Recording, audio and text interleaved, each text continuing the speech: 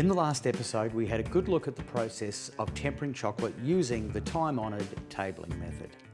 Subjects covered were the melting of the chocolate, the decisive combination of heating and agitation at the same time, and also residence time, and how those things, when combined, have what it takes to produce a glossy, smooth, dark chocolate with that beautiful crack. If this interests you, click on the link above. As promised, it is now time to introduce the first variant of the easier, cleaner method of tempering chocolate, the injection or the seeding method. So without further ado, let's roll that intro and go inside chocolate.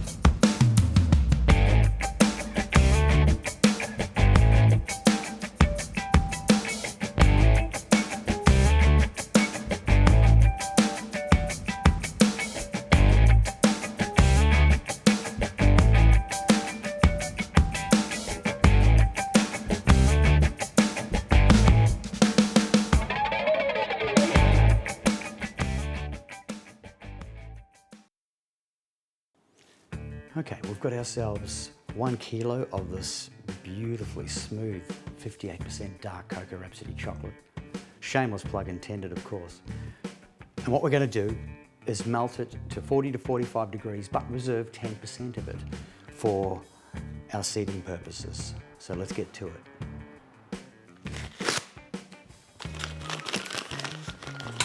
Okay, now my bags are 200 grams.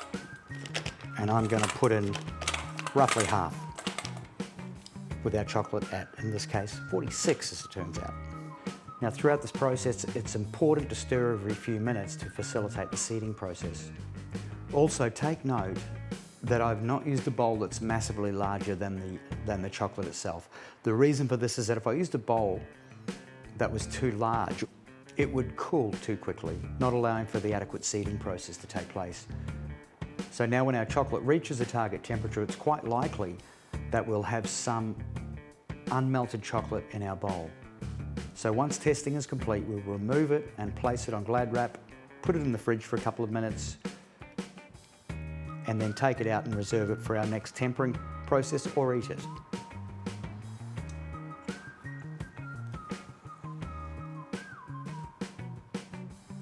Okay, at 32.6, we're going to dip one in and see how it behaves.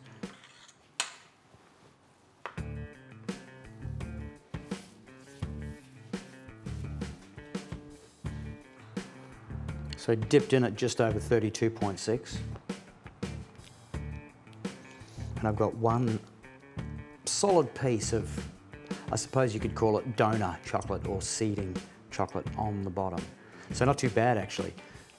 I could take that piece out and reserve it, or it's not going to actually get in the way of anything, so it could quite happily stay in there.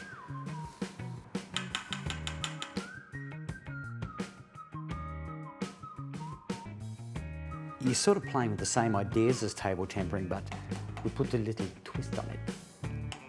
And we can already see the difference in these two chocolates. Neither of them are perfect,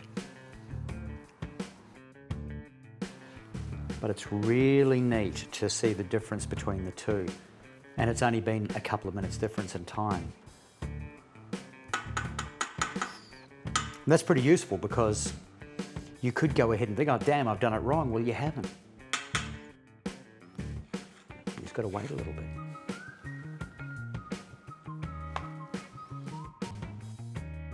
In full disclosure, I would usually be waiting until I was down around the 31 degree mark before testing it. But I've done this because I think it's good for you, the viewer, to see. And you can see that I've done nothing to this chocolate except just waited. Let's get one more spoon. 30.4.